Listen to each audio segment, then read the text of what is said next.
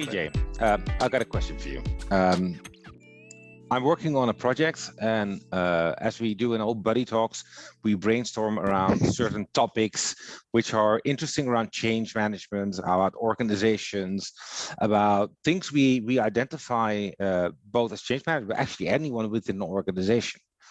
So one of the topics I wanted to talk to you about, and a bit of a brainstorm, is roles and responsibilities, hiring the right people, and how that fits within organizations. And I think this is a good topic for us to have a brainstorm on, because it's so incredibly difficult to get it right. A lot of companies where I come in, they tell me, look, we need to do X, Y, Z. And the first thing they say, but you have zero resources. Yeah. So we're pulling resources from different roles, different departments, jumping in, specialists. And at the end of the day, there are one or two people who are owning everything and nothing at the same time. Because when you own everything, you deliver nothing at the end. Yeah, no, so true, right? So true. So I thought it would be a good topic for Buddy Talks this week to touch on the perspective of roles and responsibilities. How do you restructure your team so you can, at the end of the day, achieve a thriving team who's able to deliver all of their deliverables, but with fun and joy, and not feeling overwhelmed, continuously overwhelmed by the fact that the priorities keep changing, the vision keeps changing, the work keeps changing, clients are putting us under pressure. The pressure is all over the place, but we are actually not getting anywhere. Yeah. I thought it would be a great opportunity to have a chat with you about that. So that it's funny you used to say that, because I've just finished a little piece of work with a client at the moment, and it's a client that, you know, I want to say I care about. I mean, I've really enjoyed doing some stuff, and we've actually just finished. And they said, right, we have no budget, we have no time and no resources. You know, we have no skills to do it. So you want to lead this change program knowing you can't do it? She went, yeah. What can I do? You know, I can, like you just said, I can try and pull in a few hours, and I can try. So, but you know, it won't work. And on the grounds that some 80% of change programs fail anyway, give whatever metric, you know, whatever number you want to use. Mm-hmm. How on earth do you think you can be successful? And she says, but I haven't got any choice. I have no resources. And when you start with that point, so and I'm almost hang my head with the pain or the weight of, why are you even starting? Because you know, you just said, you know, you can't. She will end up owning so many projects, they won't get delivered. But you know, they just don't. They can't apply themselves to. They can't focus enough on something to get it over the finish line. You know, that time to value. So they may get there. They probably won't. They may do. But the time to value is going to be huge. It's going to be so long that it may not even be what you want it when you get there. So, big topic. Yeah, it's a massive topic, and again, look, I understand from an organization perspective. We're talking about, we have a commercial target. We need to get something over the fence. We hear promises, or we hear that some things needed to be done, but they were forgotten along the line, so we had to change priorities. Then there's a management priority, maybe an internal management priority. Maybe there's a KPI or something happening that they need to commit to and get the stuff running. And at the same time, you have managers, you have the people within there who are struggling, and as a result, often you get a disbelief in any initiative they're taking. We tried that.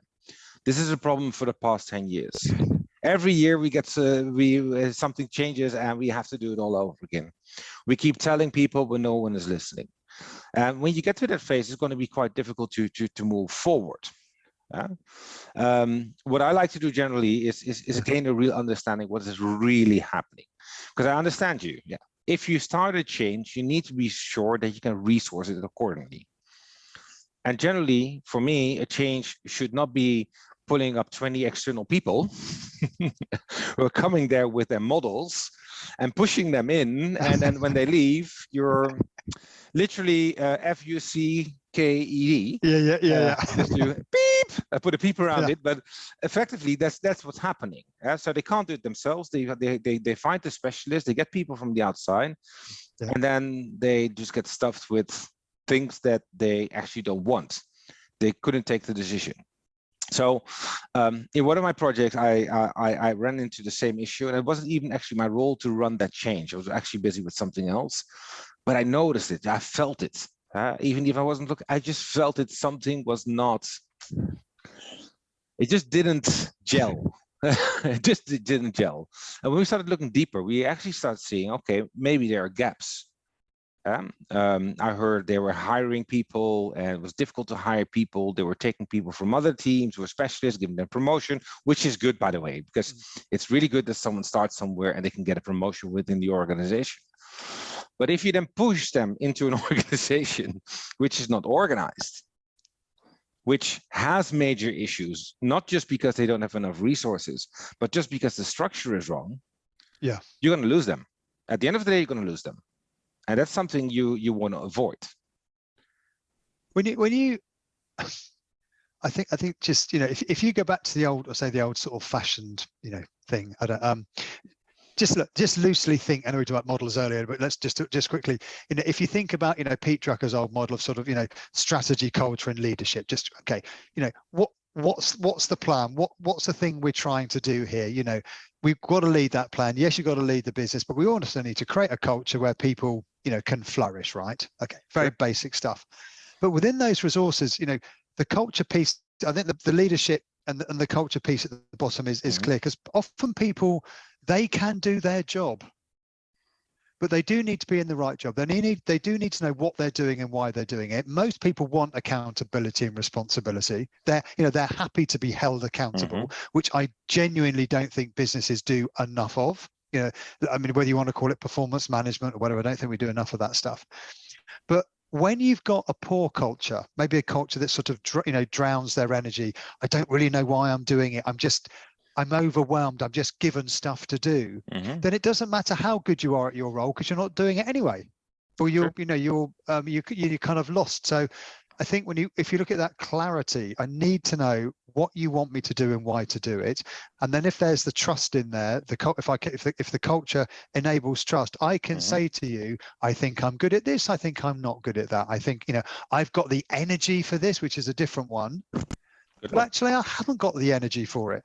And therefore, because I haven't got the energy, like if you say to me, hey, can you mow the lawn? Can you do the gardening? Oh God, I just don't have the energy for it. Some people love it. I don't.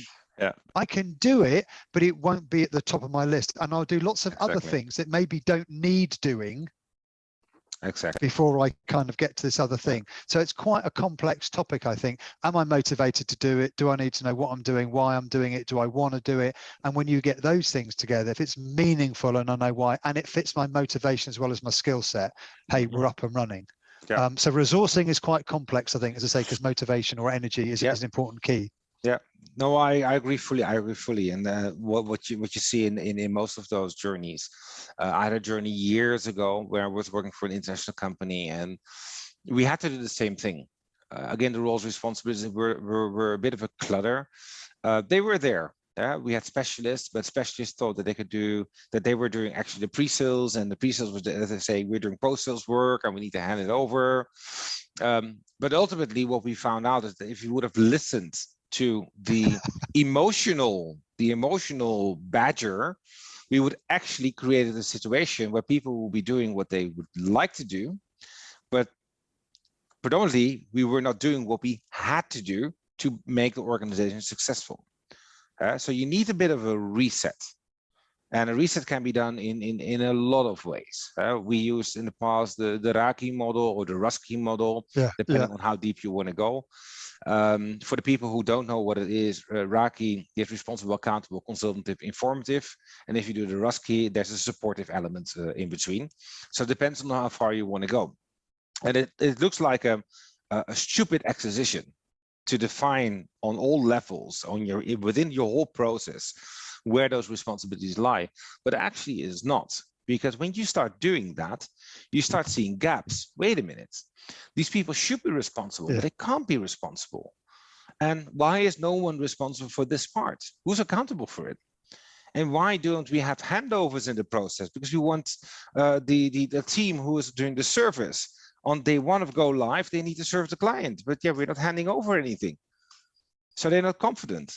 And those things you want to get on the table. So I agree with you. Why do you start a change if you don't have the resources? But I think it's a level even before. Right. Because if you generally, and I'm sure what your experience is, but when I get into my change projects, I hear the emotional side of the hearsay at the coffee machine or the water cooler, which came from second or third line. And that's an emotion. And some people trigger on that emotion and then go full off on it. But if you look actually at the facts on how you have structured your organization or haven't structured, and again, it doesn't matter if your organization is not structured. It doesn't matter. If you're a startup, everyone does everything.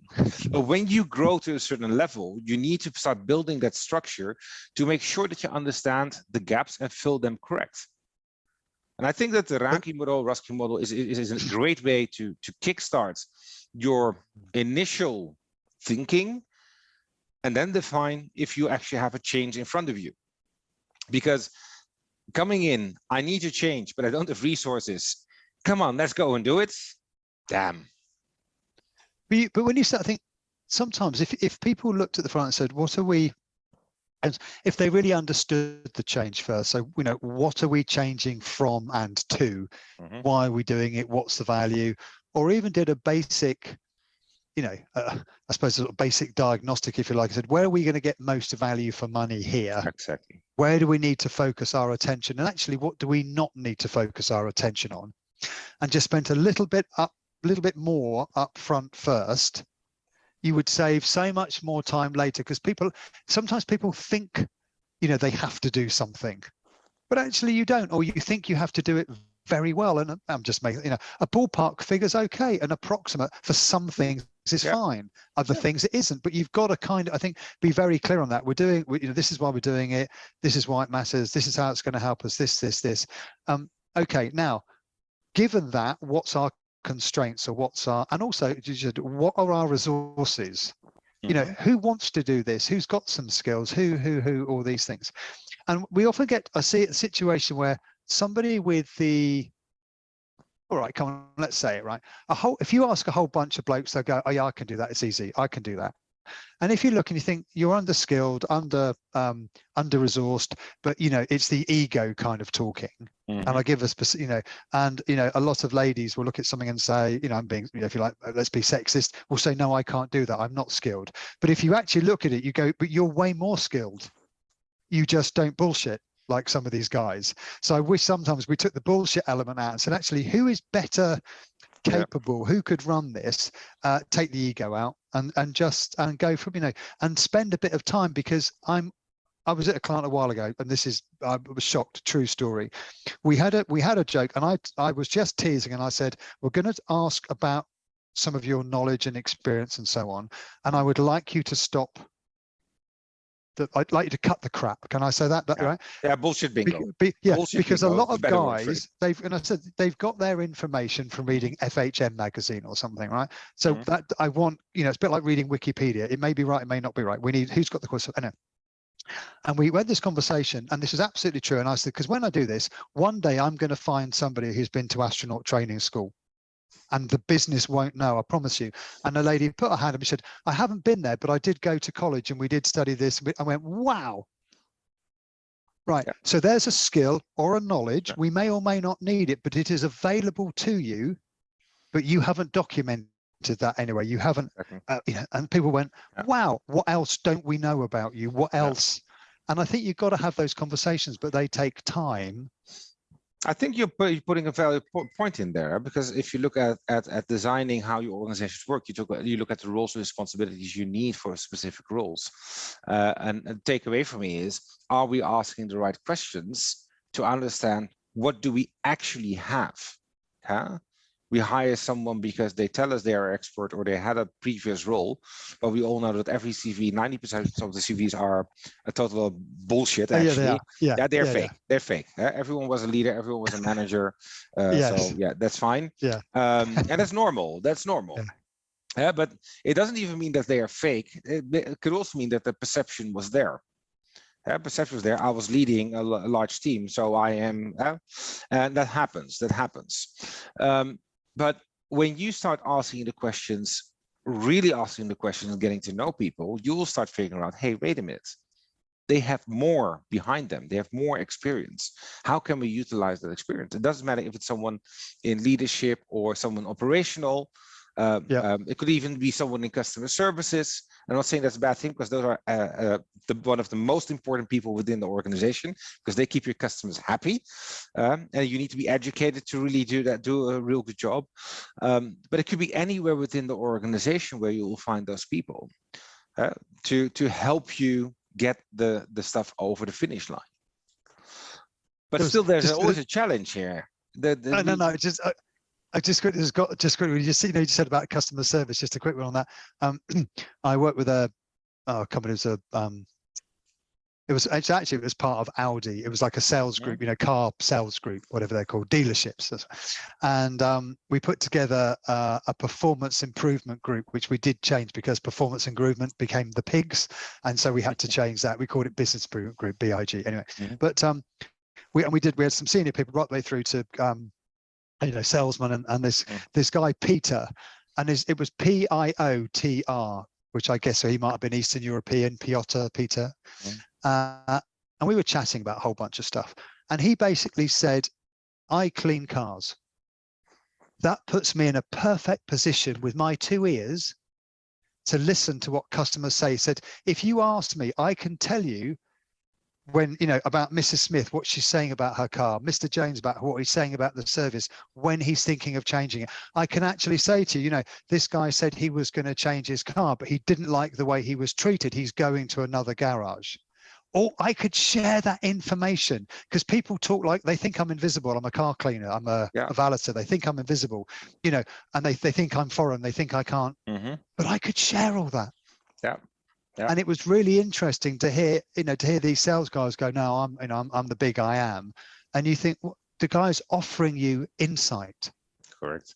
Wouldn't you want to tap into that? Wouldn't you want to know if Mrs. Miggins was going to change that, or what, whoever it is, the client? I thought it was fascinating.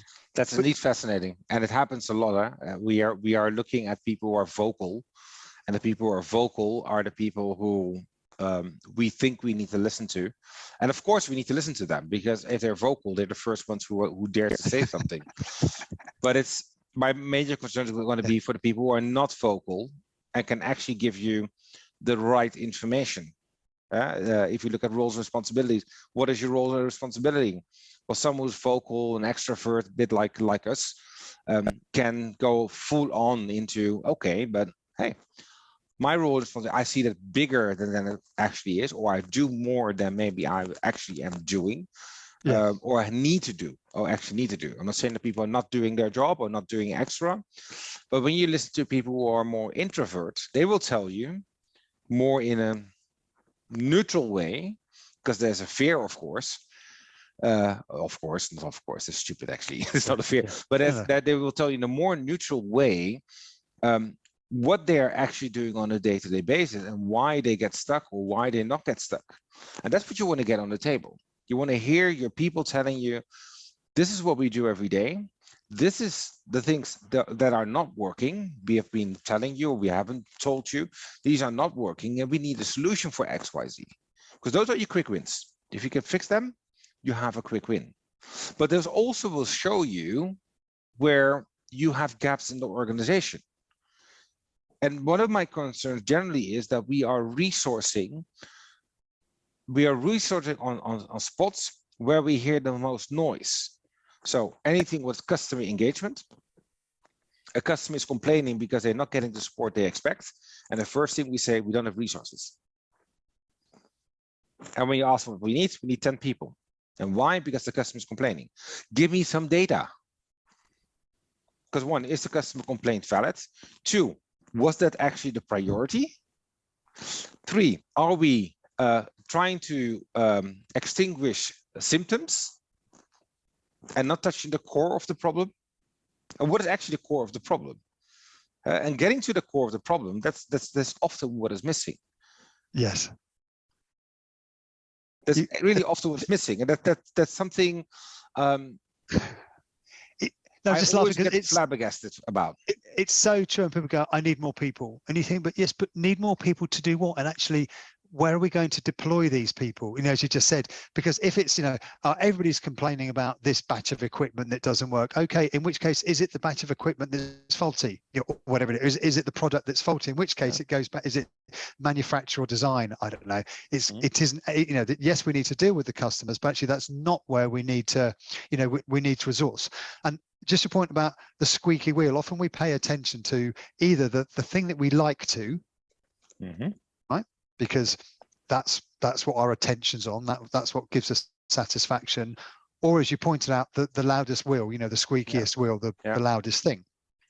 But if you can take some of that emotion out of it, and if you were, for example, if you were to say to a cross section of people, and you can go to customers and clients as well, but a cross section of your staff, and say, on this project, what is it within this project that might slow us down? What's the hits and hurdles? But gather all that information collectively, individually but collectively. As I ask you individually, because what I don't want is you just saying what everybody else says. I gather that information together and then better make sense of it and say, look, I interviewed these people, we looked at it, and this is what they said needed attention. It wasn't like an emotional response because we've been through it. But if I've interviewed 20 people and 16 say this needs attention, and by the way, they can all back it up with data, because, for example, we'd like softer loo roll or more expensive coffee. Sure, probably not going to really derail the project. But, and they've said this, and we've got some metrics around it. Now you know what to pay attention to and why to, and then you can resource it better rather than either, putting a finger in the air or guessing or just paying attention. And I do think a lot of management today, bit harsh perhaps, but they don't want to do the dirty work. I mean, the what needs attention work. And we miss it, just because you don't fancy doing it. Do you remember years ago when we used to do things like get in cars and drive around and knock on doors, or you did what you needed to do? And now we kind of think, well, we'll do an email campaign. But, sometimes you've got to get in a car and go and see somebody, and people don't seem to. Anyway, my point here is do what needs doing. But it might be that you have to do some research first to find out what needs attention and also what doesn't need attention. So don't pay more. I'm not asking you to do more hours. I'm just saying this isn't very efficient. And this is. And we did some work a while ago with HSBC. I don't know if you've done it, called Role Excellence. No. Right, Role Excellence is really simple. Go to the business and say, of the people who is really good at this role. Okay. And then you ask that person or those people questions, and also you study them, because also great people don't always know why they do it well. And then you work out what these half dozen people have in common. Say it's the sales role, it doesn't matter. And then you can go to other salespeople and say, we did a study of your business. We're not as consultants saying, here's our top 5 top tips. Well, this is what the people who you said were best at their job, this is what they do. And some of it won't be surprising. That's a good one. Right? But some of it might be. And what you might also notice is you might go to the greatest person and say, okay, so do you send emails? And that person might say, yeah, I do 10 minutes a day. And you might go to somebody who's not so good and they say, oh, I do 3 hours. And then you go back to the other person. How many meetings do you have a week? Well, I probably do 15 personal meetings a week. You go to the other person, oh, I do 3. So it's not, they're not doing it. It's a different order. It's a different priority. And that's what I'm trying to kind of get across to. But there are metrics, there are ways of finding that out. And I think to back to your point about roles and responsibilities, what I think it does is it encourages people to focus on what needs doing and not just panic saying, I haven't got enough time. You're doing the wrong thing. Exactly. It's prioritization. In any case, sometimes you don't have to do things, but if you do other things, it automatically solves itself. No, actually, and that's a really good point. If if collectively, if a bunch of people are doing sort of some similar things well, isn't it amazing how it takes out some of the stuff? Oh, like email. We're sending too many emails around stuff. Okay, we'll have some good quality conversations here, or be clearer on what people are supposed to be doing and why they're doing it up front. So you don't get all these emails. Exactly. Common sense in many ways. Common sense. I wanted to ask you just a bit about, we were talking about clarity earlier. Do you think managers today have the ability to be clear? I think that's a really difficult question in the times we're working. in, and the times we are in now, because things change really fast.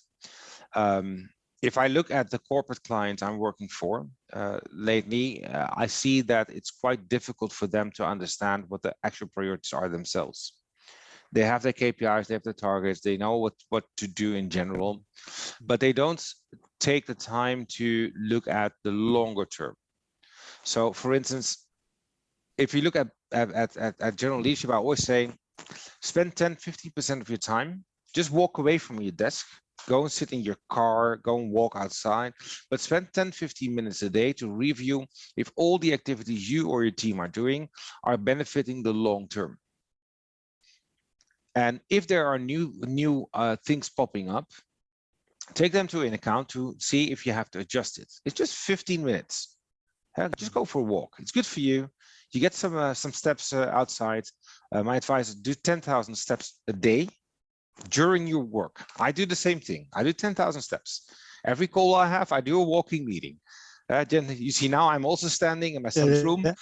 So always stand. But the thing is that we don't take the time to reflect on where we are going. We are continuously busy from 8 o'clock in the morning. Some managers start at 7 o'clock in the morning. Then they work for a company who has different time zones. If you work with the US and India, you can start early, you stop late, and at the end of the day, you go back to your family, you sit at the table, you're brain dead. And you just lose control. You just lose control. So do I think it's difficult for most managers? I think if you look at the workshops we have been doing and we are doing for organizations around leadership, the main thing we focus on is mental health.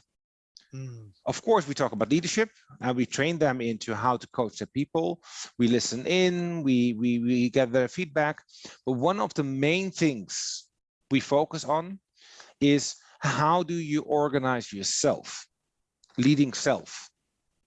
Leading self is really important. You know my tattoo, it's Ikigai for the people who haven't seen it online. I can't show it here. It's here somewhere, doesn't matter. Look on one of my posts. But the first thing you need to do is lead yourself. If you start leading yourself, you will know, if you apply the same model on your targets and your efforts you need to do as an organization, you know how to prioritize the things which are really important. That's the first thing. Because if you cannot tell your team members what is really important, what do you expect them to do? It's a cascade, eh? That's one cascade. The second thing is, and that influences the leadership, is that they generally should have all the information. But I'm starting to notice that we're running so fast that not all information is cascaded down. No. You know the ivory tower, the one where the beautiful princess is in? Well, generally it's an old guy with a beard and not so handsome. Probably that's me. That's me. Yeah. Same here. Yeah. Probably half an alcoholic because he's trying to keep an organization running. I'm just joking, guys. But that ivory tower should not exist anymore. I think a lot of larger organizations have a nice cascading of goals, top down and bottom up. There are really nice principles to do that. But goals are generally not your day-to-day. Goals are focused on the future.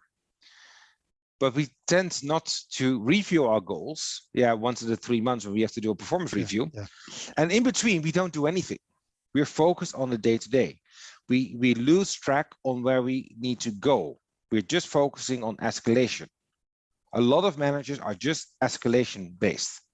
They're helping their team. They're trying to avoid the escalation. They're trying to solve things for them, often not even letting them solve it or giving them the tips, but then jumping into the work and actually solving it themselves. If what do you need to be successful? I need more resources. Who do you need to be successful? Let's go and see how we can get it organized for you. I will facilitate the conversation, but you need to take ownership. But the moment you delegate that stuff, you'll have more time doing other stuff, like looking at where do I need to go? Because here are my gaps. Your people are telling you where the gaps are. But if you don't consume that and then build a business case, you will never fill those gaps. So on your question, do I feel that leadership is in control and is working on the future of the organization. I think when it's in top leadership, yes, but the moment you get on operational leadership, often it's far from where it should be. No, I mean, just a quick, this was one, I won't name names, but I'm working with a very big company now on, basically, on developing their future, modernizing, whatever words you want to use. And there's a whole bunch of people that, have the title leaders. They really shouldn't. I mean, it's because they don't lead anything. I mean, at best, they're managers. When I say, so how much time a week do you spend leading, thinking about the future, the strategy? Oh, none. I'm far too busy. Then you're not leading. You're not a leader. Don't call yourself leader, because actually it's misinformation and it's not helpful. I want to see people, like you said, taking time out. And there's a great guy, Shane McConnell. I mean, I think he talks about 40. If you're a leader, 40% of your week should be actually leading. It's in your title, lead. So lead. Yeah.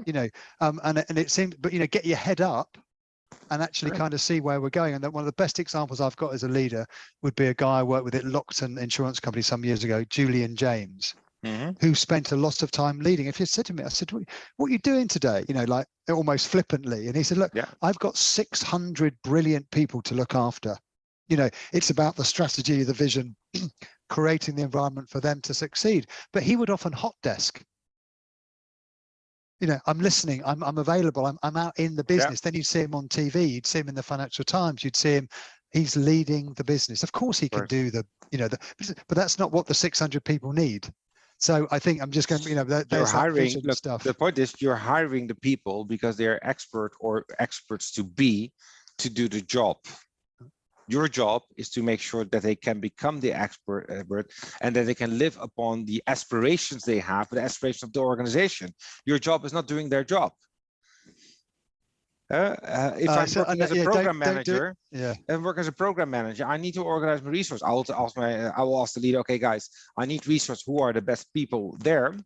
I'm not asking them to jump in and say, I'm going to organize. Okay, now you have 4 resources. Yeah, but I don't want them. They're idiots. That wasn't what I asked. I want to ask you, I need them. What is the best way of doing that? And when you start saying, okay, my advice doing that, and that, and talk to him, and him. And if you can't make it, I'm happy to join you. That's a different way of doing things, but then you give them ownership and control. So there's a leading or doing, and you're right. I was careful with my 10% of looking at strategy. It's actually much more, but I'm trying to be careful based on the few projects I'm doing now. So can I just say, just like you just say, I think for almost like leaders to encourage others to solve problems or to kind of find their own resources or create their own network, because I think that was important. But can I just say, if anybody's listening, I think one of the best value ways of kind of creating a culture where people almost self-resource is, I don't know if you use them, but action learning sets, action learning. Put 5 or 6 people together, they get together every, I don't know, maybe 6 weeks, and they kind of coach each other. What's going on for you? Where are you stuck? And then the other 4 or 5 coach them. Don't be from the same team, ideally, maybe not even the same department, have people from different departments across the business, because they might actually have a view of it. I didn't know you were doing that. Actually, I'm trying to work on that too. We can work on it together, whatever it is. But also they get coaching from peers, challenges. So you start to increase, you start to increase the, if you like, the ownership stuff, not because they're being told to, because they're setting or raising their own standards. And I just think it's amazing how many issues or challenges or problems or opportunities that people in the business can exploit if you sort of let them get on with it and say, I'll trust you, I'm going to give you this space to work in. Right? I'm not going to, can't give you complete freedom, but I give you a big chunk of freedom. So why don't you every 6 weeks get a facilitator in, have some, have some action learning sets, come back with, because then we're developing leadership skills, we're developing relationships, we're developing challenging conversations, we're, developing the network. Well, isn't that what most people want? So it can be done, and I reckon that what's a decent ALS session, 3 hours every 6 weeks, you can find that. Well, some say not, but you should be able to find that. Hey, back to roles and responsibilities. Yes. I think we need to conclude because otherwise people Okay. get bored with us. Yes. The two bold guys. So Actually, we do look like two. I was just thinking we should do a little caricature of like two eggs in an egg box. Exactly. We were with a little beard and a little. Blonde beard, Yeah. black beard, both bald. Yeah, it's mine's white. Look at that now; it's coming through. Yeah, mine is. Oh, you've got a little bit. Right, come on, conclude before people get bored. So a bit of a conclusion. If we look back at our conversation, what are the key takeaways you want to share with people? So I want the takeaways: be clear where you're going. Or have a consensus with people. This is where we're going. Help us develop a view of the future. Be really clear where you are. Then you can plan how to get from here to there. But encourage people in the business to have a say in that, because often they will kind of self-resource. So they'll put that, I want that role. Here's why I want it. It's kind of have those conversations. Yeah. So be really clear. Yes, I know, I'm purpose-led, so I'm always going to have your head up, but create a culture where you elevate people's thinking and behaviors, so they know what they're doing and why they're doing it. And often they'll find a way through. They don't have to be perfectly resourced, but they do, I think, have to be reasonably resourced. And that will make a massive difference. Then ask them what holes need filling. But with the data, we just said, so what's likely to hold this project back? And apply that information to the conversations and decision you make, rather than the emotional, I want more staff, I want more hours, no, or I want an 11% pay rise. Great, that's not going to get your job done better. Exactly, and you'll forget your pay rise within a week. Not even within a day. Yeah. you already spent it before you got it. So that's a cool one. All right, I want to conclude this session. I think you shared actually the best points of our conversation. So for the people who are listening, feel free to contact us. We're here to help you guys out. We're having buddy talks because we just enjoy talking to each other. We enjoy each other's company, but we also enjoy sharing more information with the people in our network. If you want to know more, I'm going to leave some links and all that stuff somewhere down there. PJ, as always, amazing chats. Peace, bro. Yeah.